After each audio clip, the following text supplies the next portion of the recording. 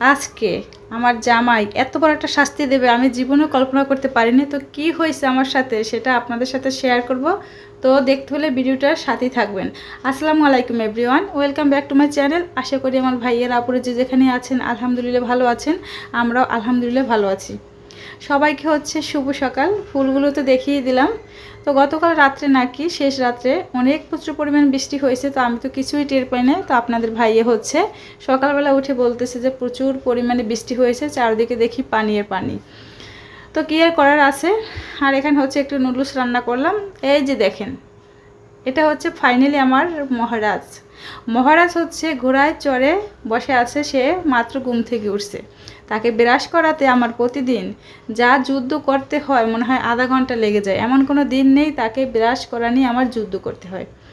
এখানে হচ্ছে মৌসুমিলা ভর্তা করব, সেজন্য হচ্ছে সকালে নাস্তা বানিয়ে হচ্ছে আমি টুকরো টুকরো করে মৌসুমিলাগুলো আর কি সিদ্ধ করতে দিয়ে দিলাম, কারণ অনেক সময় লাগে। অনেক সময় আমি প্রেশার কুকারেও দিয়ে দিই। এই যে দেখুন শাস্তি, আমার শাস্তিটা কিন্তু সামনে এসে গেছে। এটা হচ্ছে লোটে মাছ না লেটে মাছ বলেন আপনারা, আর আমাদের ওদিকে আর কি ওখানে বলে টাকি মাছ। তো এটা কাটতে কি যেমন তেমন ব্যাপার বলেন। আমি হচ্ছে এগুলো কাটলে সবসময় হচ্ছে একদম সাদা করে ফেলি। আর ছোট ছোট মাছগুলো দেখে আমার অনেক রাগ হয়েছে, আমি অনেক বকঝকা দিয়েছি আপনাদের ভাইয়াকে। আমার মতন কী কী করেন সবাই বলবেন। এই হচ্ছে মেহমান আমার বাসায়। এই মেহমানটা আসার এক মেহমান কিন্তু চলে গেছে, আর এক মেহমান এসে হাজির হয়েছে। কি বলবো বলেন। আমি ঘরে ঢোকার সাথে সাথে ওদেরকে বের করে দিই, কারণ ঘরে ভিতরে একবার হচ্ছে সুযোগ পেলেই বারবারই আসতে থাকে। অন্য বাসার ফ্ল্যাট দিয়ে আমাদের বাসার ভিতরে চলে আসে। কি করব বলেন। অবলা প্রাণী দেখলে তো এমনও মায়া লাগে, দেখতে তো খুবই সুন্দর কিউট। ওখানে কিন্তু লোটে মাছগুলো আমার বেচা হয়ে গেছে, এখন হচ্ছে আমি ওগুলো কেটে নেব। আর এ পাশে হচ্ছে আজকে রান্না করতেছি মিষ্টি কুমার। মিষ্টি কুমারটা হচ্ছে আমি ভালোভাবে কষিয়ে নিতেছি। সবসময় কষিয়ে রান্না করলে ভালো হয়। আপনারা কিভাবে রান্না করেন, যে যে মতন রান্না করেন আমি জানি না, তো মিষ্টি কুমারটা অনেকভাবে রান্না করা যায়। আর এখানে ফাইনালি হচ্ছে আমি মৌসুমলাটা ভর্তা করার জন্য হচ্ছে একটু পিষে নিচ্ছি বাটায়।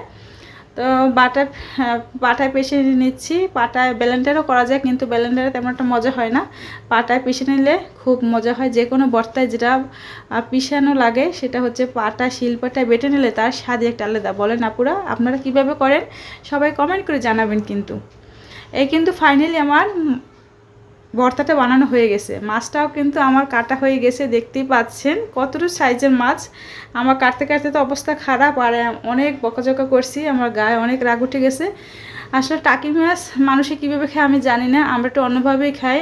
অনেকভাবে পরিষ্কার করে গরম পানি দিয়ে ধুয়ে অনেকবার হচ্ছে একদম সাদা করে ফেলতে হবে মাছটা। তাও তো আমি আমার মায়ের মতন সাদা আর কি দবদবে করতে পারি না। তো যতটুকু পারছি ততটুকুই করছি আলহামদুলিল্লাহ। কি বলেন।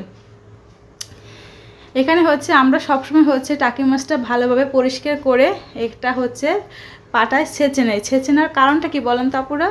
এটা ছেঁচে নেওয়ার কারণ হচ্ছে ভিতরে মশলাটা যাতে ভালোভাবে ঢুকে। টাকি মাছের যে অনেক হচ্ছে কেচে কেচে দেয়, তো কাঁচার চেয়েও হচ্ছে পাটায় ছেঁচে নিলে সবচেয়ে বেটার মনে হয় আমাদের কাছে। তো আমরা সবসময় ওইটাই করি। আপনারা ওইভাবে রান্না করে দেখবেন, স্বাদটা কিন্তু ভালো লাগে। কতগুলো মাছ দেখছেন। আরও কিন্তু এতটুকু না, কিন্তু এতটুকুতে শেষ না কিন্তু আপুরা, আরও কিন্তু আছে ফ্রিজে, আর একদিন হয়ে যাবে। তো আমি সেটা রাগ করে ওইভাবেই পলিব্যাগে ভরে রেখে দিছি, ওটা আর কাটি নেই। ওটা আবার আরেকদিন বের করে কাটবো। তো ফাইনালি কিন্তু আমি মাছগুলো ভালোভাবে ভেজে নিচ্ছি, আস্তে আস্তে করে একটু ভালোভাবে ভেজে নেব। আর এখানে হচ্ছে আমি পেঁয়াজ আর হচ্ছে রসুন একটু ছেঁচে নিলাম, আর হচ্ছে পেঁয়াজ রসুন জিরে এগুলো আমি একটু বেটে নিলাম। বেটে এগুলো দিয়ে দিলাম, তাহলে কি হয় অনেক মজার হয়। আপনারা অবশ্যই ধনিয়া পাতাটা দেওয়ার চেষ্টা করবেন। টাকি মাছের স্বাদ কিন্তু ধনিয়া পাতায় দিলে খুব ভালো লাগে, মজাটা অনেক ভালো আসে। এখানে কিন্তু দেখতেই পাচ্ছেন ফাইনালি আমার টাকি মাছটা ভাজা হয়ে গেছে। ছোট ছোট সাইজ, তো এর জন্য হচ্ছে আমার অনেক কষ্ট হয়ে গেছে কাটতে। সবসময় আমি বলি যে টাকি মাছটা সবসময় একটু বড় সাইজের আনা দরকার, কারণ না হলে অনেক কষ্ট হয়ে যায় কাটতে। ছোট বাচ্চা টাচ্চা নিয়ে কাটতে গেলে খুবই সমস্যায় পড়তে হয়। মাছটা কিন্তু ভালো লাগে, কিন্তু খেতে রান্না করতে অনেক কষ্ট হয়ে যায়। এই দেখুন আর এই পরিমাণে কিন্তু পানিটা দেব, বেশি একটা পানি দেব না, কারণ বেশি একটা পানি দেওয়ার দরকার নেই। ভালোভাবে ভাজা হয়ে গেছে। ফাইনালি কিন্তু আমার মাছটা রান্না করা হয়ে গেছে। কি বলেন আপুরা, কেমন হয়েছে আমার শেষমেশ? অনেক প্রতীক্ষার পর মাছটা রান্না হয়েছে। সবাই কমেন্ট করে জানাবেন কিন্তু। তো আমার আজকের ভিডিওটা কেমন লাগছে সবাই কমেন্ট করে জানাবেন। ভুল ত্রুটি হলে ক্ষমা দৃষ্টিতে দেখবেন। ভালো লাগলে লাইক কমেন্ট শেয়ার করবেন। আল্লাহ হাফিজ, আসসালামু আলাইকুম।